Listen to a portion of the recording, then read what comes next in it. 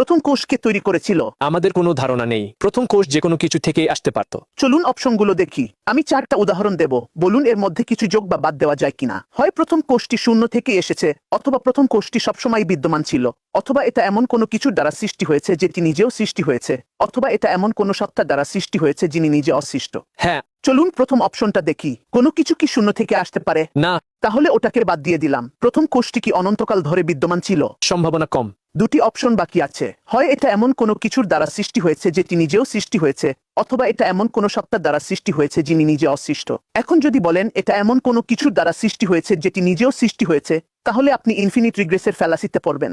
মানে যদি ওই জিনিসটা ওই জিনিসটাকে সৃষ্টি করে, তাহলে আমি প্রশ্ন করব ওই জিনিসটাকে সৃষ্টি করলো, তারপর তাকে কে সৃষ্টি করেছে। এভাবে যদি প্রশ্ন চলতেই থাকে, তাহলে আপনি কখনোই সেই প্রথম কোষটির কাছে পৌঁছাতে পারবেন না। এখন একমাত্র অবশিষ্ট যুক্তিসঙ্গত অপশন কি? এটা এমন কোন সত্তার দ্বারা সৃষ্টি হয়েছে যিনি নিজে অসৃষ্ট, যিনি নির্ভরশীল নন, যিনি স্বয়ংসম্পূর্ণ। আমরা তাকে আল্লাহ বলি। Try the Quranly app today.